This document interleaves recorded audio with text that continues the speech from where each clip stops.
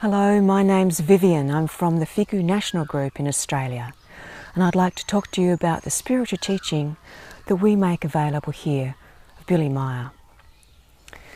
When I came to do this presentation, I was struck with the usual problem of where to start. Where do you start with a teaching that's so vast, it's so deep, it's so detailed and dense, and the story that accompanies it is so profoundly important for Earth humankind and important in understanding the relevance of the teaching. And I'm certainly no expert.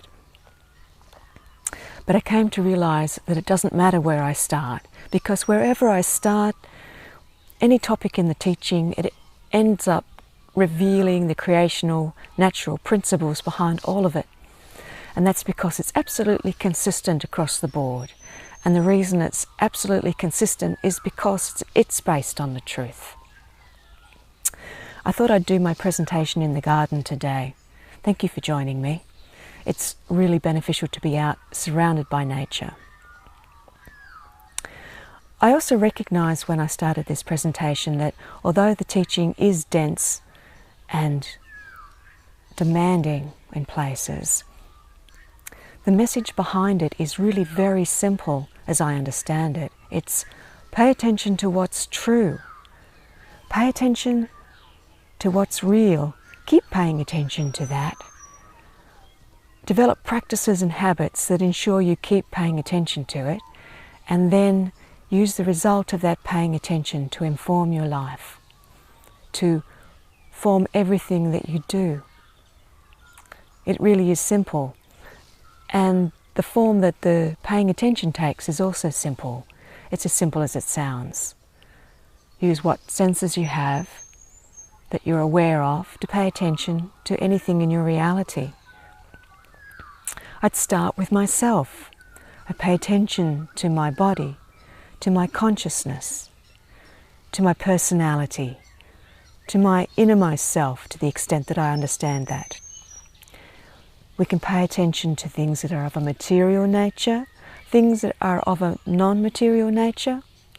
Pay attention to things in our environment, other animals, plants, other people, objects. The teaching explains in various places, if you pay attention to nature itself, then you come to understand and recognize the creational natural laws that govern all of our existence. And when we've come to do that, then we can really start to live a harmonious life that's free of the exaggerated negativity and exaggerated suffering and difficulty that's so characteristic of our life on planet Earth. You might be thinking, you're making this sound very easy, just paying attention to reality. So why does it sound so strict and stern, and why does it take so long? Why is it hard? And my answer to that is, if we've maintained something for a very long time, an erroneous idea, an erroneous way of thinking, if we've nurtured that over and over again, something that was attractive but was fundamentally flawed, then it's very difficult to even recognize that there's a problem with that.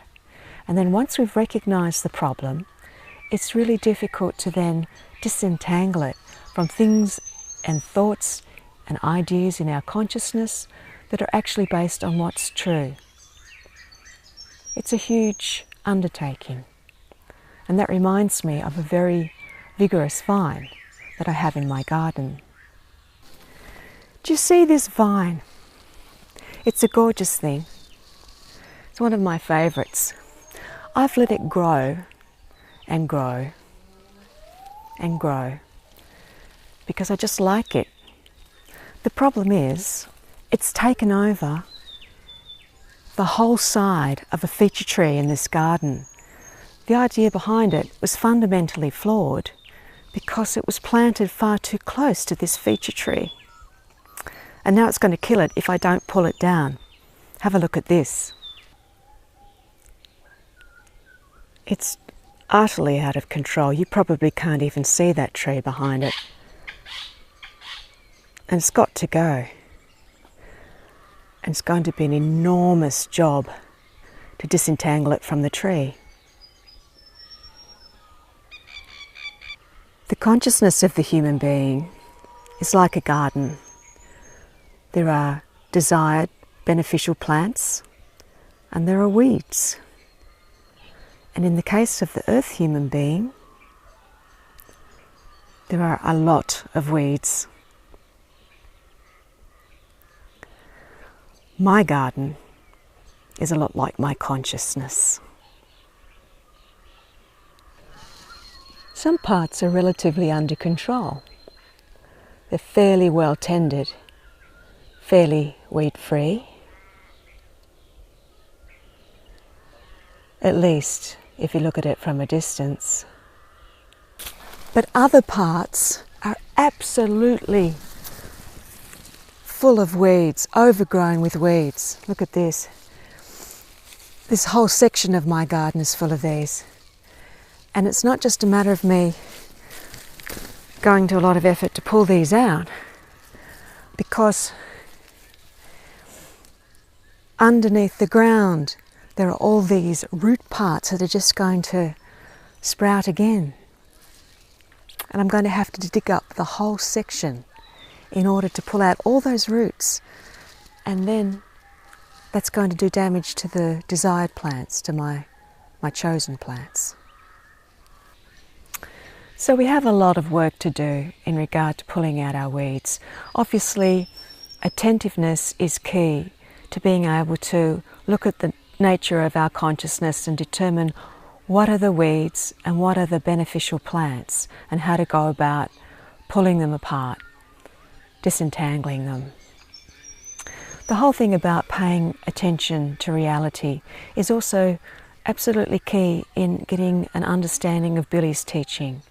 We may get stuck on certain parts of the explanations that can be quite involved and difficult, such as regarding true love, true equality, neutral positive thinking, self-responsibility, and all sorts of things. But all of these things become more understandable as we actually ourselves have a better understanding of reality through our attentiveness to reality. So they just become a natural side effect. As we get to understand the nature of our consciousness, it just becomes self-evident that it's the consciousness and our thoughts that determine the form of that our life takes. And as we become more familiar with what we truly are and what our fellow human beings truly are through true attentiveness, concentrated attentiveness, then the deeper form of love, the genuine love, which is based on understanding, is just a side effect of that. And an understanding of our equal value to each other is also just a side effect of that. And why would we not do this when all the other benefits are things such as we lessen our anxiety as we increase our awareness of the calm assurance of our innermost selves. We become more confident. We have a greater sense of direction. We increase our capacity for universal love and empathy as our understanding grows. Our effectiveness is increased as we become more aware of the might of our consciousness and how we can direct our thoughts as we choose. Our self-esteem grows, our value, our appreciation of other people grows, our sense of connectedness, our sense of selflessness, our creativity, our ability, it all grows as we start to really thrive and we start to expand our knowledge and gain access to also unconscious forms of knowledge, such as from our previous lives, innumerable incarnations, as Billy describes it. The ultimate practice of attentiveness is meditation. It's really quite simple. Again, difficult, but a simple thing to understand in that it is simply the discipline of learning concentration so that we can focus our attentiveness on anything that's in our field of view. as we choose, without interruption.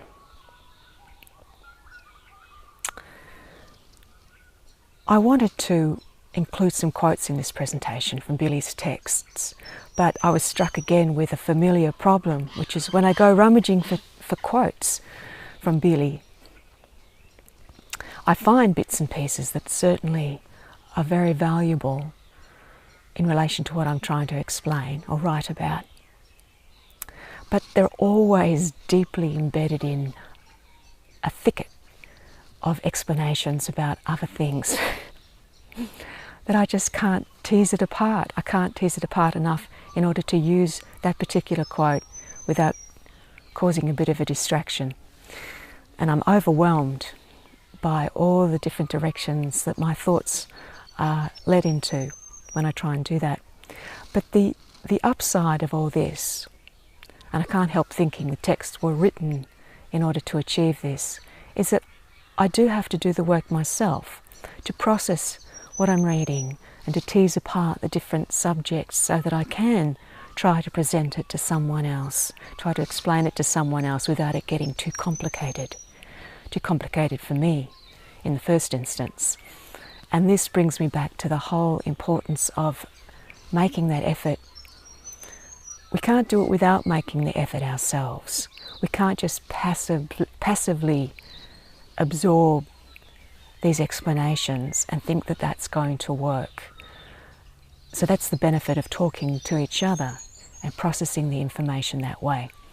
And on that note, I did find one quote from Might of the Thoughts that refers to this whole process of making the effort ourselves.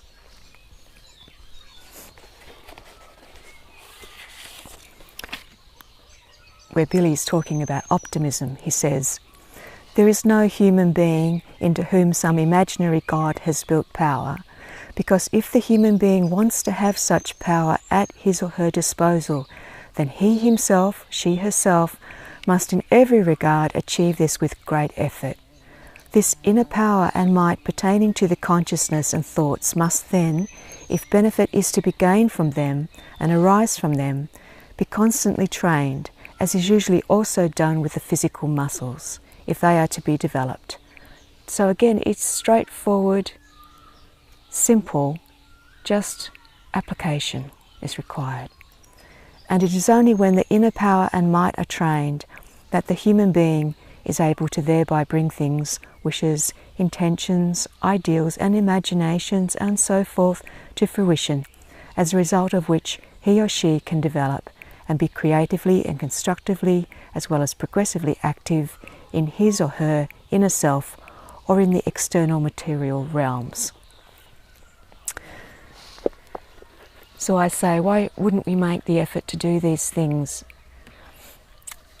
when our peace, our harmony, our respect, our dignity, all these things grow, our satisfaction?